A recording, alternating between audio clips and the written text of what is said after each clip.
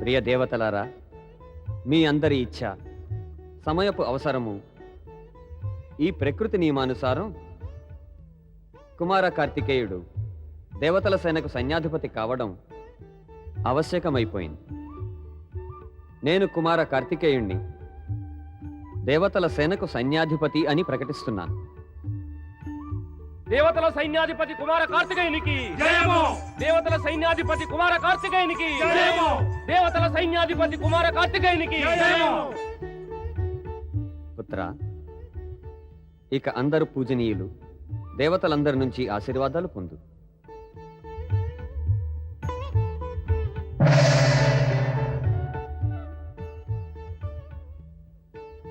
తారకాసురుని వధకు ఇది నీకు సహాయపడుతుంది.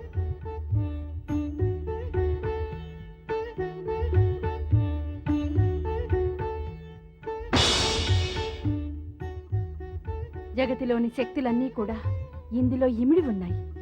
ఈ శక్తిని గైకొను. విజయీ భవ.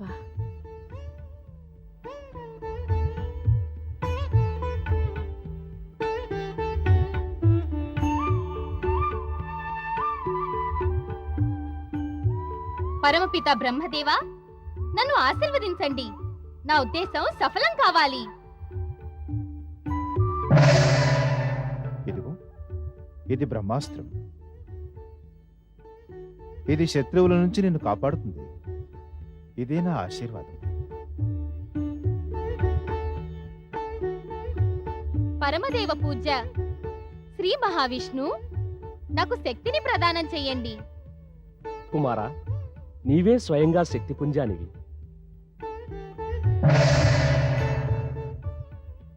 తీసుకో ఈ వైజంతిమాల. ఇది నీ విజయానికి ప్రతీక కాగలదు. అదుగో ఆ మయూరాన్ని చూడు, అది నీ వాహనం కాగలదు. దేవేంద్రులకు ప్రణామం. కుమారా, ఇవిగో ధనుర్బాణాలు. ఇవి ఆ దుష్ట తారకాసుని చంపడానికి నీకు సహాయం చేస్తాయి.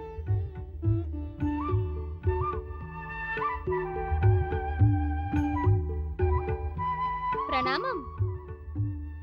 విజయం సదా నీకు పాదాక్రాంతం కుమారా. సదా యశస్వీ భవ. ప్రణామం. కుమారా,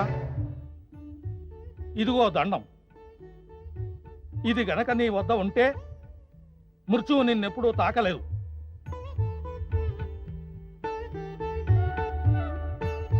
మహేష, శుభముహూర్త సమయం ఇక సమీపిస్తోంది. కుమార కార్తికేయుడు బయలుదేరటానికి అనుజ్ఞ ప్రసాదించండి. కుమారా, బయలుదేరు నాయనా. యుద్ధం! ఏమిటి? శివపుత్రుడు కుమార కార్తికేయుడు దేవతల సేనకు సేనాపతి మాపై ఆక్రమణ చేస్తాడా? మా పైన, అసుర సామ్రాట్టు పైన, మహాబలి పైన. ఈ శివపుత్రుడా? అవును మహాబలి, శివపుత్రుడే.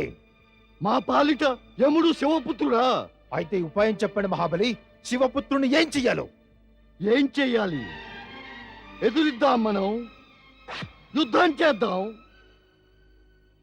ఆ బాలకుడికి ఇంత సాహసమా? ఈ అసుర సామ్రాట్టుతో యుద్ధం చేస్తాడా? అతనికిది తెలియదా?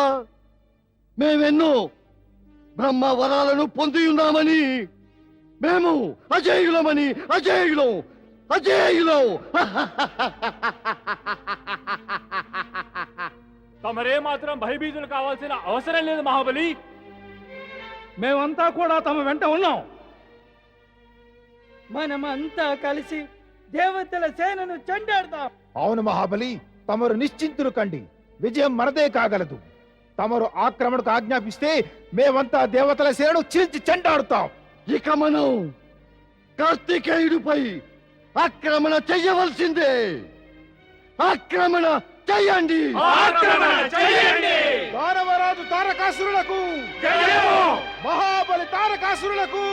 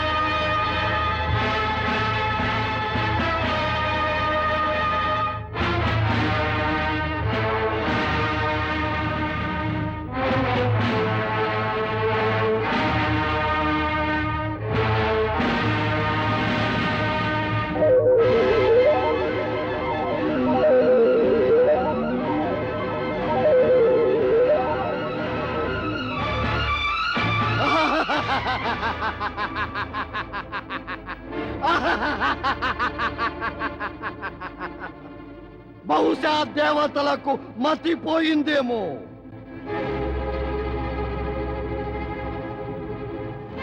ముక్కు పచ్చలారని వాణ్ణి సేనాపతిగా చేసి మా ఎదుటికి తెచ్చారు.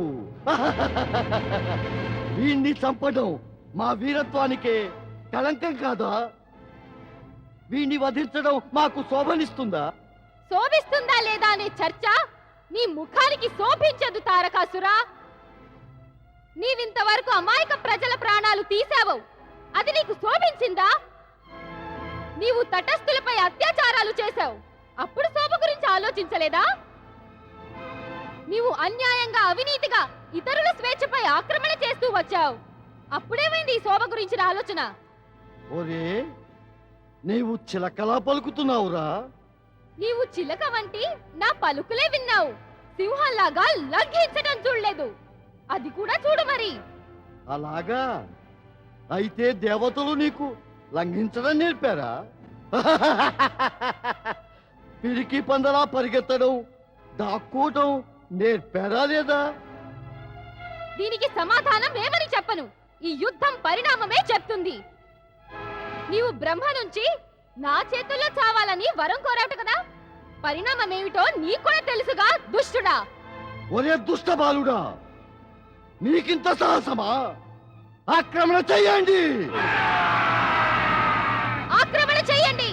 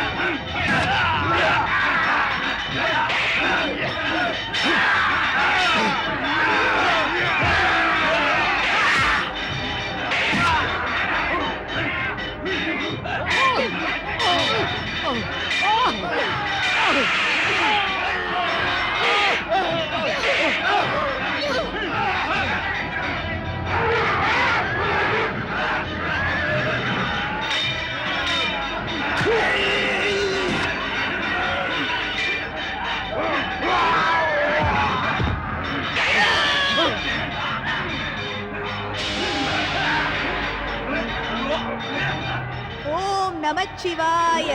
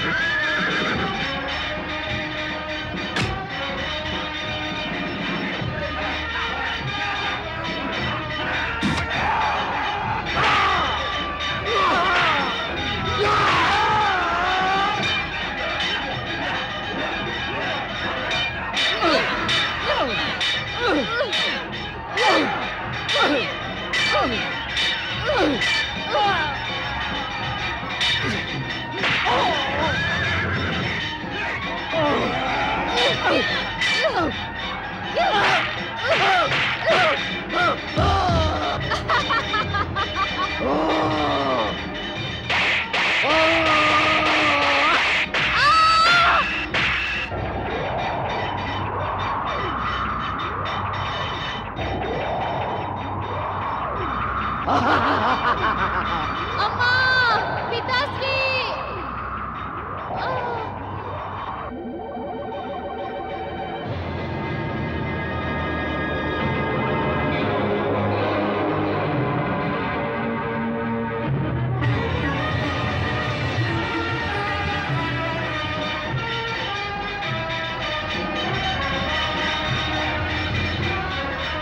ఓం నమః శివాయ ఓం నమః శివాయ ఓం నమః శివాయ ఓం నమః శివాయ ఓం నమః శివాయ ఓం నమః శివాయ ఓం నమః శివాయ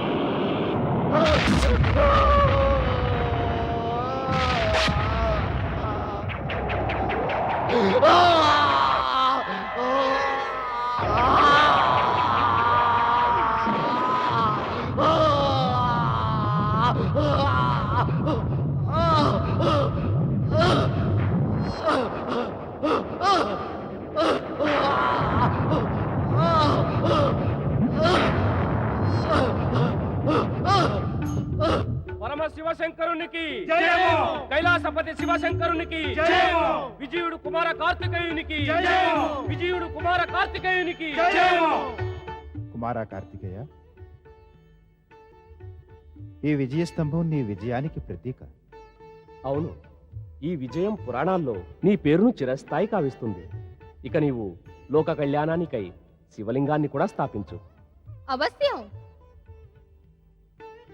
ఓం నమః శివాయ ఓం నమః శివాయ ఓం నమః శివాయ ఓం నమః శివాయ ఓం నమః శివాయ ఓం నమః శివాయ ఓం నమః శివాయ ఓం నమః శివాయ ఓం నమః శివాయ ఓం నమః శివాయ ఓం నమః శివాయ. ఓ పరాత్పర బ్రహ్మ, ఓ త్రిలోకనాథ, ఓ మృత్యుంజయ, ఓ శివశంకర, నేను తమరి శుభస్మరణ చేస్తూ ప్రార్థిస్తున్నాను. లోక కళ్యాణానికై తమరు శివలింగ రూపంలో ప్రత్యక్షమై దేవతల ప్రార్థనను స్వీకరించండి. ప్రతిజేశ్వర, కపాలేశ్వర, కుమారేశ్వర ఈ 3 పేర్లతో ప్రత్యక్షం కండి దేవాదిదేవా.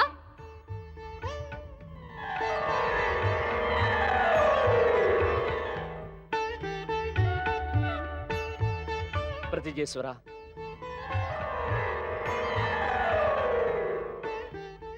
కపాలేశ్వర, కుమారేశ్వర, భక్తవత్సలుడు పరమేశ్వరునికి జయము, భక్తవత్సలుడు ప్రతిజేశ్వరునికి జయము, భక్తవత్సలుడు కపాలేశ్వరునికి జయము, భక్తవత్సలుడు కుమారేశ్వరునికి జయము. ఓం నమః శివాయ, ఓం నమః శివాయ, ఓం నమః శివాయ, ఓం నమః శివాయ, ఓం నమః శివాయ.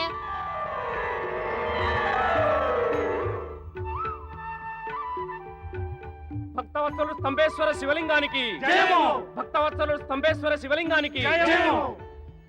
ఈ 4 శివలింగాలు జనులందరికీ ముక్తి ప్రసాదిస్తాయి. ఈ విజయానికి కారణం తల్లిదండ్రుల ఆశీర్వాదాల ఫలమే. పదండి కైలాసానికి, వారి ఆశీస్సులు పొందాలి. పదండి. భక్తవత్సలుడు పరమేశ్వరునికి జయము, గౌరీ శివశంకరునికి జయము, విజయుడు కుమార కార్తికేయునికి జయము.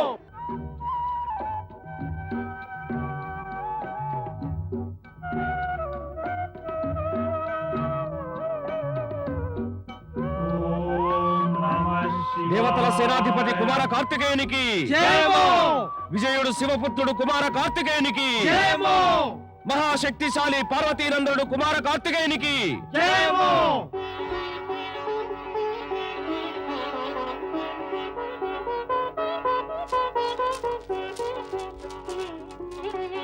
పితాశ్రీకి ప్రణామం.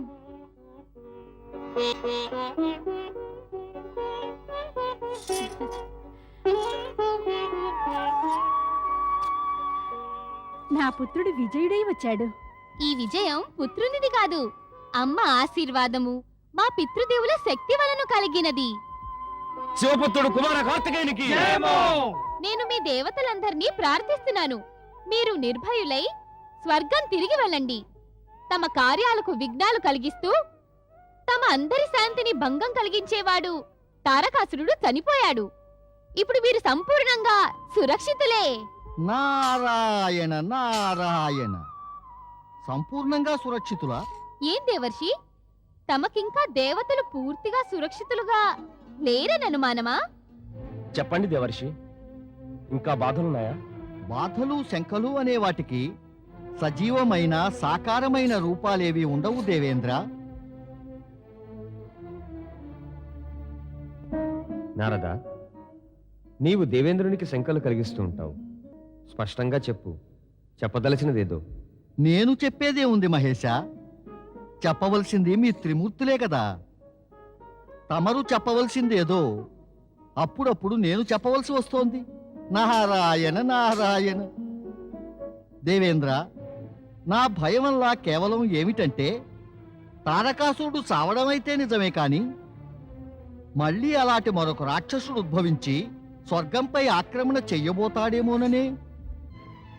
దేవర్షి, తమరి ఉద్దేశ్యంలో, అంచనాలో, లెక్కల్లో అలా భవిష్యత్తులో ఏదైనా జరుగుతుందంటారా? నారాయణ నారాయణ. దేవేంద్ర, తమరు సంకేతాలను అర్థం చేసుకోవాలి. మనం నిప్పులో చెయ్యి పెట్టకపోతే అది కాలుతుందనే ప్రసక్తే లేదు. ఒకవేళ నిప్పులో చెయ్యి పెట్టడమే కనుక జరిగితే అది కాలకుండా ఉండటం అనేది జరగనే జరగదు కదా దేవేంద్ర. దేవేంద్ర, నారదుడు చెప్పేదేమిటంటే సత్కర్మల ఫలితం శుభము, దుష్కర్మల ఫలితం అశుభము అవుతుంది. మన ఆలోచనలు, కార్యాలు, మన ఉద్దేశాల్లోనే అపశృతులు వినిపిస్తే ఎప్పుడు, ఎలా, ఎక్కడి నుంచి అసురులు పుట్టుకొచ్చి మనకు కష్టాలు తెస్తారో మనకు తెలియనే తెలీదు. అంటే భోగభాగ్యాలు, విలాసాల్లో సమయాన్ని, శక్తిని వృధాపుచ్చక వాటిని సదుపయోగపరిస్తే శుభ పరిణామాలు కలగగలవు. ఏం నారదా, ఇదేనా చెప్పదలుచుకున్నావు? తమ వంటి త్రిమూర్తులు అంతర్యాములకు తెలియందే ఉంది ప్రభు. నారాయణ నారాయణ. ఇదేమిటి నారదా, ఇటు కైలాసంలో హర్షోల్లాసాల వాతావరణం ఉంది, అక్కడ నక్షత్రలోకంలో ఆ కృత్తికలంతా ఎలా ఉన్నారో ఏమో. అక్కడికి వెళ్ళి నేను ఈ సమాచారం తెలియచేయాలి. నారాయణ నారాయణ. కార్తికేయుని తలపు మన మనసులకి బాధ కలిగిస్తోంది. జగత్తులోని తల్లులందరికీ అలాగే ఉంటుంది. వారి పుత్రుడే వారి కళ్ళకు దూరం అయిపోతే వారి మనస్సు వ్యాకులం చెందదా? జగత్తులోని తల్లుల గురించి మాట్లాడుకునే లాభం? అందువల్ల మనసుకు శాంతి కలుగుతుంది కదా. మనశ్శాంతి కావాలంటే మనం కార్తికేయుని చూడాల్సిందే. అందుకోసం నారాయణ నారాయణ నారాయణ శ్రీమన్నారాయణ నారాయణ నారాయణ. దేవర్షి తమరా ప్రణామం. మంగళమస్తు. తమరిలా నారాయణ నామాన్ని జపిస్తే తమ మనసుకు శాంతి కలుగుతుందేమో. మరి మా సంగతి కూడా ఆలోచించండి. పుత్రుడు కార్తికేయుని లోటు వల్ల మా ప్రాణాలు నిస్తేజమైపోయాయి.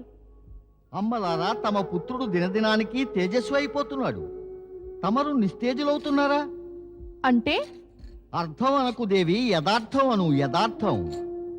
తమ పుత్రుడు కార్తికేయుడు మహాబలి తారకాసురుణ్ణి వధించి అసురసేనపై విజయాన్ని సాధించాడు. దేవలోక నుంచి కైలాసం దాకా అతడికి జయజయధ్వానాలు పలుకుతున్నారు. నారాయణ నారాయణ. కార్తికేయుడు తారకాసురుణ్ణి తుదముట్టించాడా? అతన్ని, అతని సేనాపతిని, అతని సేనను, అందరినీ మనం విజయ కుమారుణ్ణి కలుసుకోవాలి. అతన్ని అభినందించాలి. అభినందన ఆశీర్వాదము. నారాయణ నారాయణ. అభినందనలు మీకందరికీ కూడా చెప్పాలి. మీరతన్ని కైలాసం పంపి ఉండకపోతే కుమార కార్తికేయుడు తారకాసురుని చంపగలిగేవాడా? అయితే మనం వెంటనే కైలాసం వెళ్ళాలి. ఇక ఆలస్యం ఎందుకు? పదండి.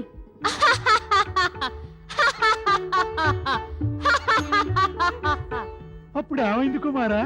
అయ్యేదేముంది, తారకాసురుడు నన్ను చూడగానే నవ్వాడు, విరగబడి నవ్వాడు. వాడు నవ్వడం చూడడంతోటే నాకు నవ్వొచ్చేసింది. మరి కుమారా, నీకెందుకు నవ్వు వచ్చింది? ఆ నేనేమన్నా తారకాసురుని అడిగానా? ఓ తారకాసురా, నీవెందుకు నవ్వావు అని. మరి నీవు నన్నెందుకు అడుగుతున్నావు? నవ్వుకేముంది, వచ్చేస్తుంది. వాడు నవ్వాడు, నేను నవ్వాను. చూసారా చూసారా, నీకు కూడా నవ్వొచ్చేసింది కదా. అయినా కుమారా, తారకాసురుడు నవ్వడానికి ఏదో కారణం తప్పక ఉండాలి కదా. అవునవును, కారణం ఉంటుంది కదా. వాడు నా చేతిలో చచ్చాడంటే అందుకు కూడా ఏదో కారణం ఉంటుంది కదా. వాడేమనుకుని నవ్వాడంటే, ఈ చిన్నారి పసవయసులో ఉన్న బాలుడు తన వంటి బలశాలితో యుద్ధం ఎలా చేస్తాడని.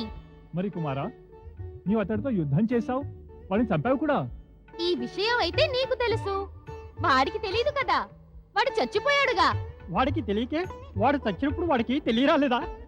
ఓయ్, చిన్న పిల్లల్లా మాట్లాడుతున్నావే నువ్వు. ఓయ్, నేను చిన్నవాణ్ణే. అవును, నేను వేసినటువంటి అస్త్రాల వల్లనే వాడు చచ్చిపోయాడు. వాడు చచ్చినప్పుడు వాడికి ఈ సంగతి తెలియదు కదా, తానింకా చచ్చిపోయానని. ఎలాంటి దుర్గతి పట్టింది వాడికి. యుద్ధం ఆరంభమైంది వాడి నవ్వుతోటే, అది అంతమయ్యింది వాడి మృత్యుతోటే. అహంకారంతో నవ్వితే పరిణామం ఇలాగే ఉంటుంది. నారాయణ నారాయణ. దేవర్షికి ప్రణామం. దేవర్షికి ప్రణామం. మంగళమస్తు. ఆయుష్మాన్ భవ. ఆసనం స్వీకరించండి దేవర్షి.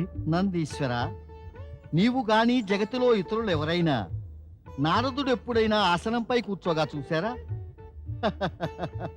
నంది, సంచారం చేయాలని నా నొసట రాసిపెట్టి ఉంటే నేనేం చేయగలను? సరే, మీరంతా కలిసి ఇలా సభ తీర్చారెందుకని? కుమారుడేమో యుద్ధం గురించి చెప్తున్నాడు. లేదు దేవర్షి, నేనేం చెప్పటం లేదు, వీళ్ళే వింటున్నారు. అద్భుతం, పరమాశ్చర్యం. నీవు చెప్పకుండానే శివగణాలు వింటున్నారా? నారాయణ నారాయణ. కుమార కార్తికేయ, ఈ విషయం ఎవరూ చెప్పకనే నక్షత్రలోకానికి కూడా తెలిసిపోయింది, నీ తల్లులకి కూడా. నీవు తారకాసురుని వధించావని. తల్లులగా ఎవరూ చెప్పకుండానే వారికి ఈ విషయం ఎలా తెలిసిపోయింది? ఈ పని నేను చేశానని? నారాయణ నారాయణ. ఎలా అంటే కార్తికేయ, నీవు వినిపించకుండానే శివగణాలు నీ అనుభవాలు విన్నట్టుగానే. దేవర్షి, ఎలా ఉన్నారు నా మాతలు? వారు నన్ను తలుచుకుంటూ ఉంటారా? నాకు వారెంతో గుర్తొస్తున్నారు. వారెల్లప్పుడూ నా కళ్ళెదుటనే కనిపిస్తూ ఉంటారు. వారిని చూడాలని ఎంతో అనిపిస్తోంది దేవర్షి. ఉపాయం చెప్పండి, నేను వారిని ఎప్పుడు చూడగలుగుతాను? ఎలా ఉన్నారు, ఏం చేస్తున్నారు వాళ్ళు?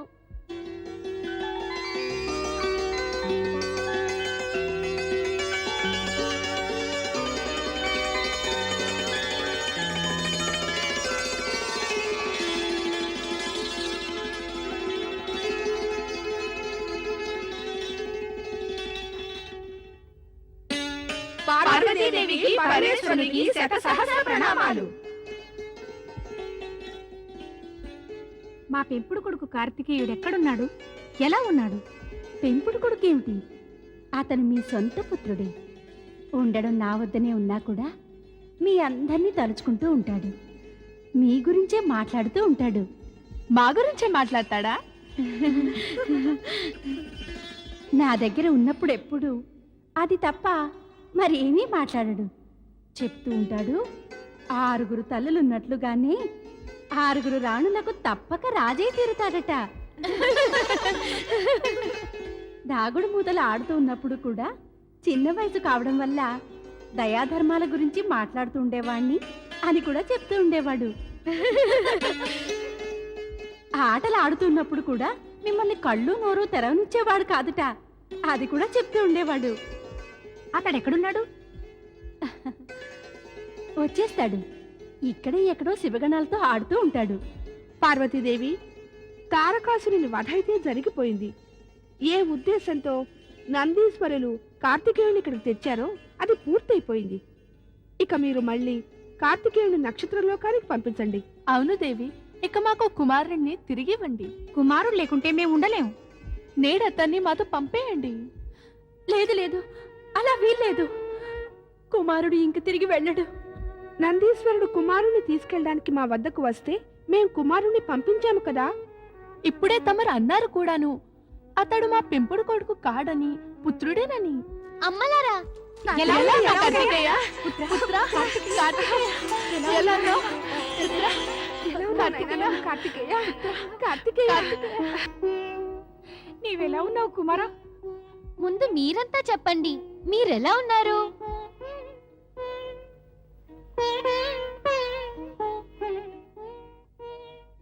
ఓ పరమేశ్వర, మహేశ, తమరు మాపై కృప చూపండి. కుమారుణ్ణి మా వెంట తీసుకెళ్లడానికి అనుమతి ప్రసాదించండి. దేవి భవ్యాకృతి, నీవి సత్యాన్నెలా మర్చిపోతున్నావు? కుమార కార్తికేయుడు పార్వతీపుత్రుడే కదా. ఆమె పట్ల అన్యాయం చేయడం మా వల్ల జరిగే పని కాదు. నీ వల్ల అవుతుందా? పార్వతి కుమారుణ్ణి వదిలి ఎలా ఉండగలదు?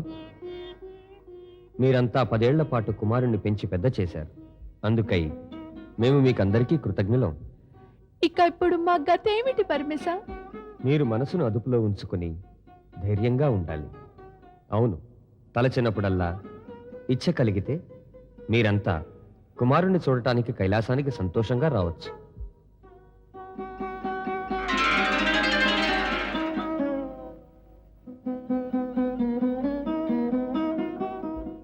అమ్మలారా, నేనెక్కడున్నా కూడా ఎప్పుడు నీ దగ్గరే ఉంటాను.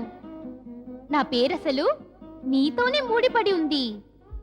కృత్తికలకు అంటే మీకు పుత్రునవటం వల్ల నేను కార్తికేయుణ్ణి. నీవెప్పుడు సంతోషంగా ఉండాలి, అదే మా అందరి కోరిక. అవును కుమారా, నీ యొక్క సంతోషమే మా అందరి సంతోషము కూడా. మన అందరి సంతోషానికై నేను కోరేది ఏమిటంటే, మీ కృతికలంతా కూడా కుమారుని విజయ స్వాగతంలో పాల్గొని అతడికి హారతి పట్టడానికి నాతో రండి. సరే, మేము హారతి పట్టడానికి నీ వెంటే వస్తాము.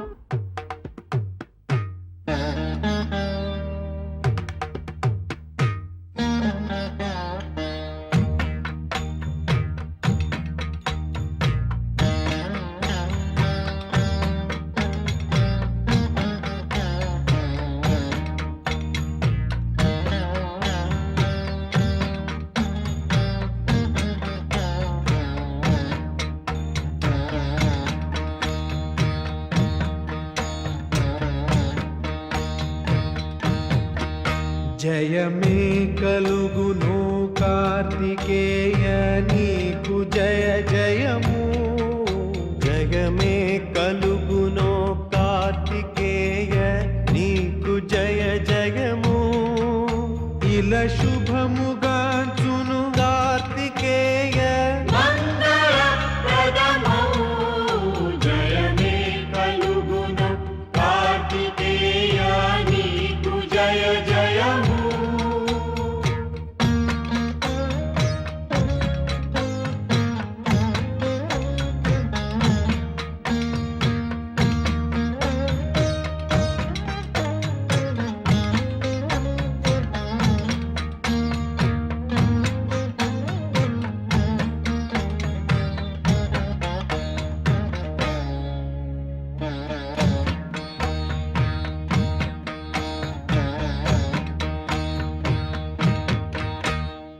సౌమ్య రూపమునే త్యజించి సౌమ్య రూపమునే త్యజించి తారకాసురునే వధించి దేవదానవ మనుజ కిన్నెలులెల్లవారలు ధన్యులైరి అక్షయుడవే అజేయుడవే నీకు జయ జయము జయమే కలుగును కార్తికేయ నీకు జయ జయము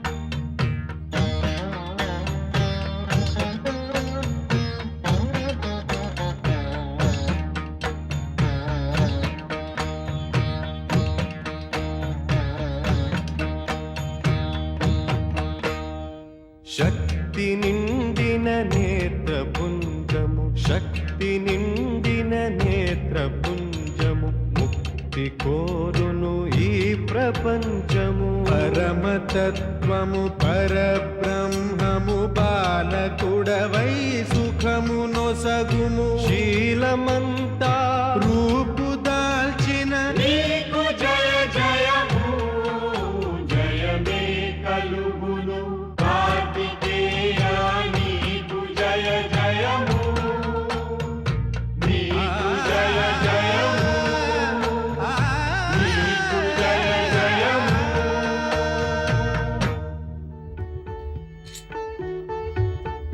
ఓం నమః శివాయ. ఓహో దేవర్షి నారదుల ప్రణామం. ప్రణామం శివపుత్ర కార్తికేయ, ప్రణామం. తమరినిక్కడ ఇలా కలుసుకోకుండా నేను గనక కైలాసానికి వెళ్ళి ఉంటే తమరిని అక్కడా కలుసుకోలేకపోయేవాణ్ణి. కలిసే భాగ్యం అక్కడ కాదు ఇక్కడేనని రాసి పెట్టుంది. నారాయణ నారాయణ. ఏం భూలోకానికి సంచారానికని వెడుతున్నారా? అవును దేవర్షి, అదే నా ఆలోచన. భూలోకంలో ఎక్కడ ఏమేమి జరుగుతూ ఉందో వెళ్ళి చూడాలని ఉంది. జరిగేదేదో తెలుసుకుని ఏం చేస్తారు కుమార కార్తికేయ? అనుభవం ప్రాప్తిస్తుంది. ఆ అనుభవం వల్ల నా భవిష్యత్ కార్యాలు నా లక్ష్యాలు నిశ్చయమవుతాయి. ఉత్తమం, అత్యుత్తమం. కానీ కైలాసం నుంచి బయలుదేరే ముందు పార్వతీమాతకు భక్తవత్సలుడు పరమేశ్వరునికి చెప్పి మరీ వస్తున్నారు కదా. వారు సర్వజ్ఞులు త్రికాలదర్శులు కదా, వారికి ఇక చెప్పేదేముంది. వచ్చేశాను, వస్తాను. భూమిపై ఏం జరుగుతుందో చూడాలి. ప్రణామం దేవర్షి. నారాయణ నారాయణ.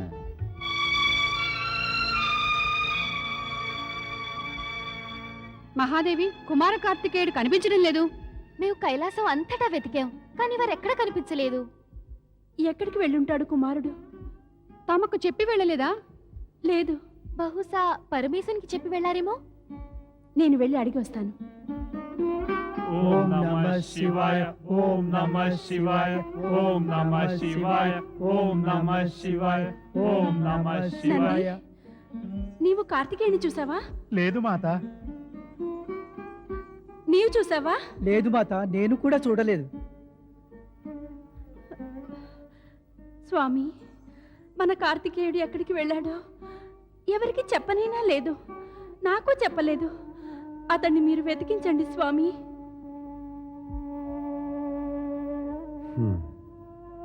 శాంతించు దేవి. కార్తికేయుడు సంచారానికి వెళ్ళాడు, తిరిగి వస్తాడు. చింతించవలసిన అవసరమేం లేదు. అతడు తమకు చెప్పి వెళ్ళాడా? లేదు, చెప్పి వెళ్ళలేదు. అంటే తమరు తమ దివ్య దృష్టితో చూసి చెప్తున్నారా సంచారానికే వెళ్ళాడని? అవును దేవి, అలానే జరిగింది.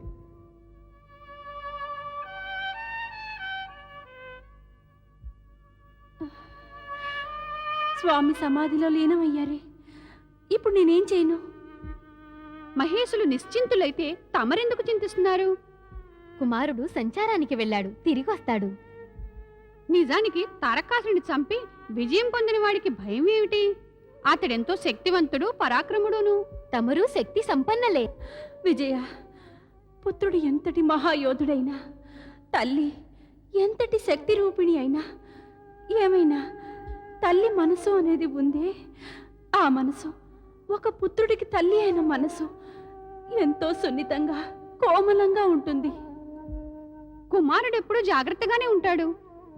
అవును, పరమయోధుడు, సాహసవంతుడు. అతని గురించి చింతించడం వ్యర్థమే.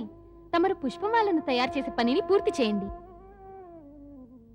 ఓం నమః శివాయ. ఓం నమః శివాయ. ఓం నమః శివాయ.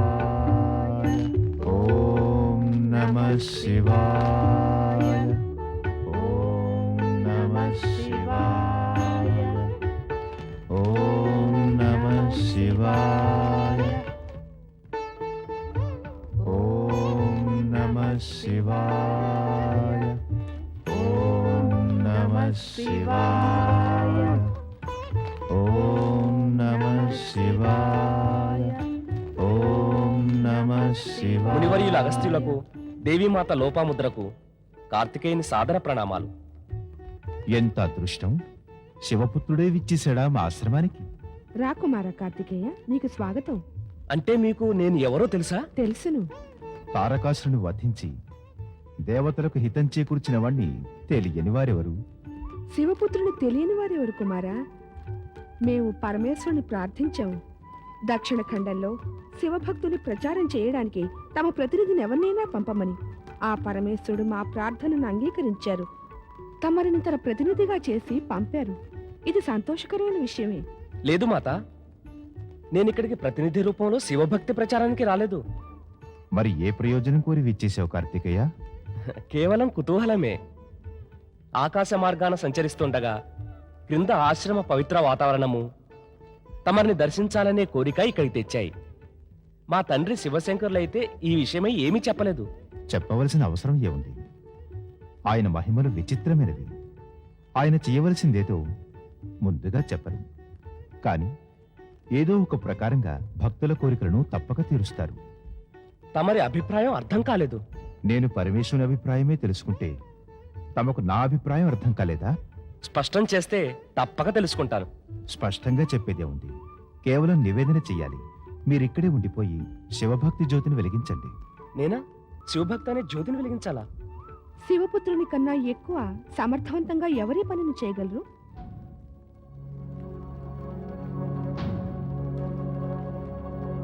కుమార, శుభకార్యానికి ఆలోచనేలా? మునివర్య, తమరి అభీష్టం తప్పక నెరవేరుతుంది. కానీ అందుకు ఆలస్యం ఉంది. ప్రస్తుతానికి సెలవు. కారణం? తల్లిదండ్రుల ఆజ్ఞను పొందకుండానే సంచారం చేద్దామని బయలుదేరాను. ఇక్కడ స్థిరంగా ఉండాలన్నా నేను వారి ఆజ్ఞను పొందటం అవసరం. అవశ్యం. తల్లిదండ్రుల ఆజ్ఞ పొంది చేపట్టిన కార్యాలే శుభాన్ని, సఫలతను ఇచ్చి సుఖదాయం కాగలవు. నీవు నీ తల్లిదండ్రుల ఆజ్ఞ పొందిరా, మేము నీకై వేచి ఉంటాము. ప్రణామం మునివర్య. ప్రణామం మాత. నీ యాత్ర సుఖప్రదం కావాలి. వస్తాను మునివర్య. నేను త్వరగా వెళ్ళాలి. అమ్మ నా కోసం కలవరపడుతుంది.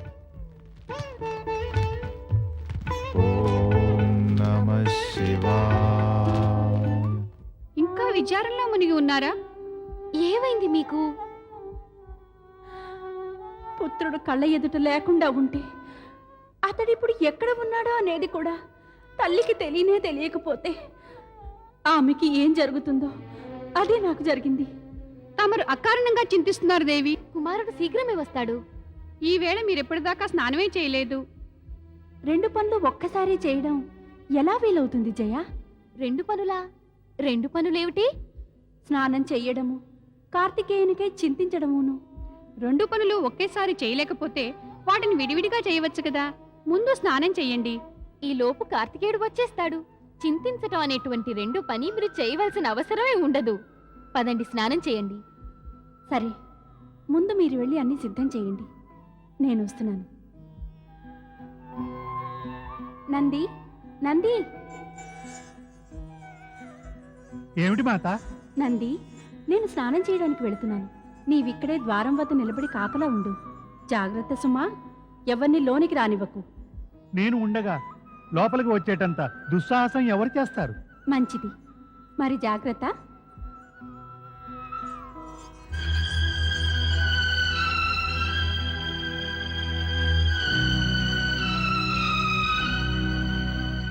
క్షమించండి పరమేశ, లోనికి వెళ్ళరాదు. ఏమన్నావు? నేను లోపలికి వెళ్ళకూడదా? నీవు ఒళ్ళు తెలిసే మాట్లాడుతున్నావు కదా.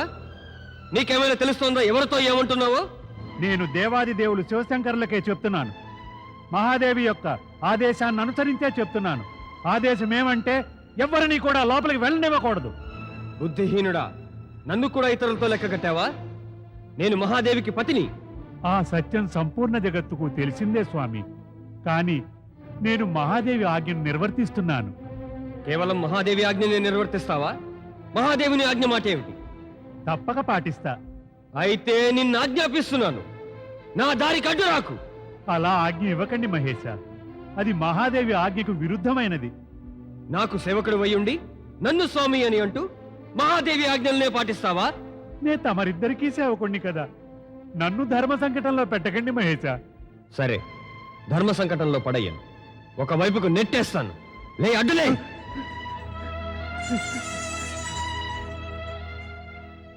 మాతా పార్వతి, క్షమించండి.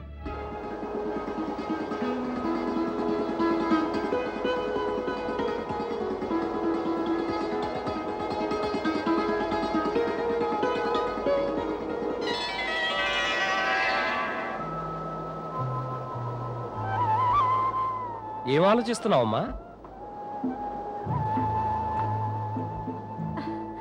కార్తికేయ, ఎక్కడున్నావు ఇప్పటిదాకా? నేను నీకోసం ఎంత బెంగ పెట్టుకున్నాను. నీకు నీ తల్లి గురించి కాస్తైనా విచారం లేదా? నన్ను వదిలిపెట్టి ఎక్కడెక్కడికి వెళ్ళిపోతావో?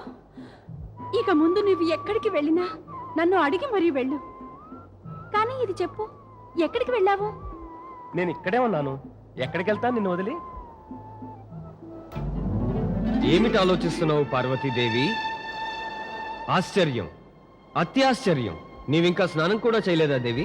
ఇదేమిటి స్వామి, ఏమైంది? తమరిలా స్నాన మందిరానికి ఎలా వచ్చారో? నేనెంతో భయపడిపోయాను. నీ స్వామిని చూసి భయపడ్డావా? ఇదేమిటి? స్వామికైతే ఎప్పుడైనా ఎక్కడికైనా వచ్చే అధికారం ఉంటుంది పార్వతి. అధికారమా? అధికారానికి పరిమితులు, తగు సమయమో ఉంటుంది. స్వామి, ఇక మీరు వెళ్ళండి. నన్ను స్నానం చేయనివ్వండి. సరే, నీ ఇష్టం.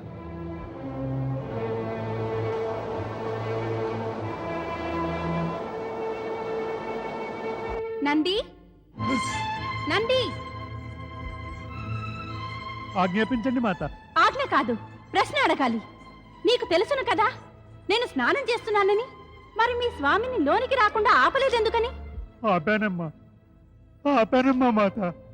ఆపావా? ఎవరిని ఆపావు? మరి ఆగినదెవరు? ఆయన లోపలికి వచ్చేశారు. ఇక ఆపినదెప్పుడు? ఎవరిని? దీన్ని నువ్వు ఆపమంటున్నావా? నేను ఆయన ఆపడానికి ప్రయత్నించాను. ఆయనకు చెప్పాను కూడా, పార్వతీమాత స్నానం చేస్తున్నదని, లోపలికి వెళ్ళొద్దు అని. కానీ కానీ కానీ ఏమిటి? కానీ ఆయన నన్ను నెట్టేసి లోపలికి వెళ్ళారు. ఇందులో నేనింక చేయగలిగినదేముంది? ఆయన నాకు స్వామి, నేను ఆయన సేవకుణ్ణి. నీవు ఆయనకే సేవకుడివి. నా సేవకుడివి అయి ఉంటే నెట్టినంత మాత్రాన తొలగిపోయి ఉండేవాడివా? ఆయనను లోపలికి రానిచ్చేవాడివేనా నువ్వు? చెప్పు, ఏమంటావు? నేను కూడా చెప్పాను దేవి స్నానం ఆచరిస్తోందని. కానీ మహాదేవులది వినిపించుకోనే లేదు. మరి మేము ఆయన్ని ఎలా ఆపగలం? మాత, దేవాది దేవుని ఆపగలిగే సాహసం ఎవరు చేయగలరు? మీరంతా వివసులు, అసహాయులు అయితే ఇంకా మీరంతా వెళ్ళండి ఇక్కడి నుంచి. మేమంతా వెళ్ళిపోతే ఈ సమస్య తీరిపోతుందా? ఏమా సమస్య? రక్షణ అనే సమస్య. మళ్ళీ ఇలాంటి సంఘటన జరగవచ్చు కదా. మహాదేవులు తమకు భర్తయే, అందువల్ల ఇది అంత దుఃఖ సంఘటన కాదు. అన్యులే ఉంటే భవిష్యత్తులో ఇలా జరిగితే ఎలా? రక్షణకు ఏర్పాట్లు అవసరమే. ఏకాంత రక్షణకై ఎవరో ఒక విశేష వ్యక్తిని నియమించవలసి ఉంటుంది. ఇక్కడందరూ మహాదేవుని గణాలే, ఆయనకు సేవకులే. తమకెవరు గణాలు లేరు సేవించి కాపాడ్డానికి. మీకే గణాలుంటే నంది మహాదేవుని ప్రవేశించనిచ్చేవాడా? స్వామి పట్ల స్వామి భక్తి వల్ల తమని రక్షించవలసిన కర్తవ్యాన్ని నిర్వహించడంలో విఫలుడయ్యాడు. సరిగ్గా చెప్పారిద్దరూను. నేను ఈ విషయాన్ని గురించి గంభీరంగా ఆలోచించవలసి ఉంది. ఆలోచన కాదు, జరగాల్సింది పని. తమరు కుమార కార్తికేయునికి తమ రక్షణ బాధ్యతను అప్పగించరాదా? మీకు ప్రియపుత్రుడు కదా. కార్తికేయుడా? అతడు ముందు శివపుత్రుడు, తర్వాతే నావాడు. మరి అతడికి నిలకడ ఉంటేనే కదా ప్రతి చోటికి అలా సంచరిస్తూనే ఉంటాడు. నేను ఈ విషయం గురించి ఏదో ఉపాయం ఆలోచించాలి.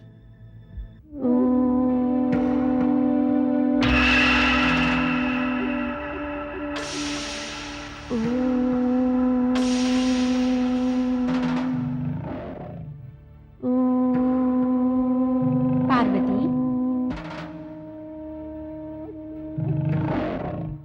ఎవరు నీవు? ఇది ఎటువంటి ప్రశ్న? నిన్ను నీవే ఎరుగవా? నువ్వు నేనా? అవును, నీవు నా సగుణ రూపానివి, నేనేమో నీ నిర్గుణ రూపాన్ని. శక్తి, శివ. అయితే ఈ ఏకాకార రూపం ఎలా విడిపోయింది? లీలల సృష్టి కోసమే. లీలలా? ఏమి లీలలు? లోక కళ్యాణానికై, జనహితవుకై. ఎవరివి లీలలన్నీ? నీ పుత్రుడు. ఎవరు? కార్తికేయుడా? కార్తికేయుడు శివపుత్రుడు. అతడు నీ శరీరం నుంచి జన్మించినవాడు కాదు. అతడు నీ పుత్రుడై ఉండి కూడా నీవాడు కాదు. అతడు నా పుత్రుడు కాడు? అవును, కానీ కాదు కూడా. పుత్రుడు తల్లికి రక్షకుడవుతాడు, సగుణమాతకి. నీవు సగుణమాతవే. కార్తికేయుడు సంచార ప్రియుడు. మయూరం అతడి వాహనము. అతడు ఒకే చోట స్థిరంగా ఉండలేడు. అయితే మరి ఏమిటి ఉపాయం? సూక్ష్మ జగత్తు ఉపాయాలతో నిండినట్టిదే.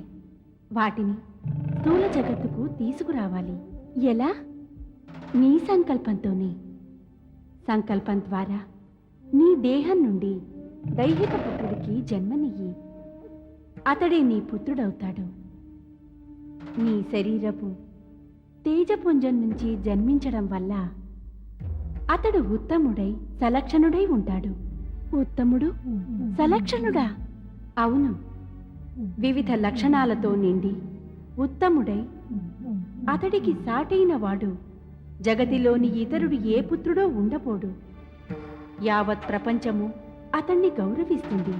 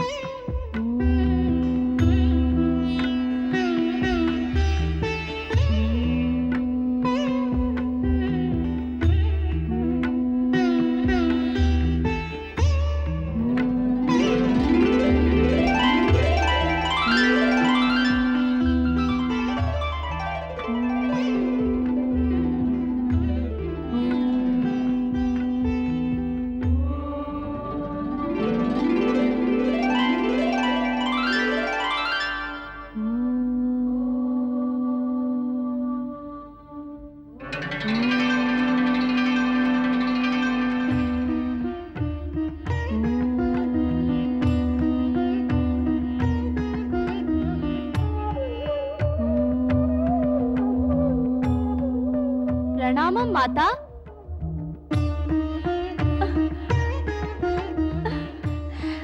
నాయనా,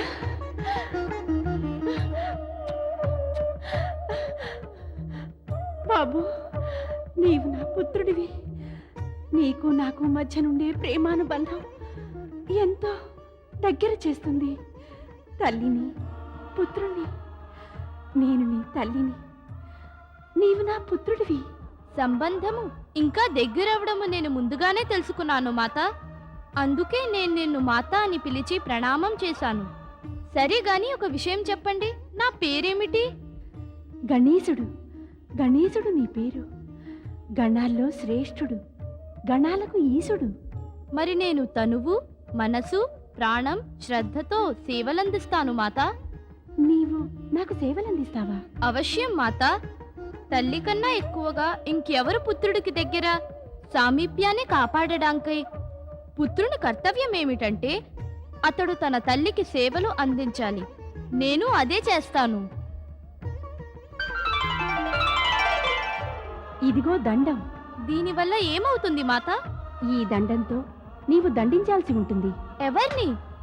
ఎవరైనా అనుమతి లేకుండా లేదా నా అనుజ్ఞ పొందకుండా నా గదిలోనికి ప్రవేశించడానికి ప్రయత్నిస్తే వారిని. తమ ఆజ్ఞ పాటిస్తాను మాత. నీవు జాగరూకుడవై ఇక్కడ కాపలా కాస్తూ ఉండాలి. లోనికెవరూ ప్రవేశించరాదు సుమా. తమరి ఆజ్ఞను తప్పకుండా పాటిస్తాను మాత.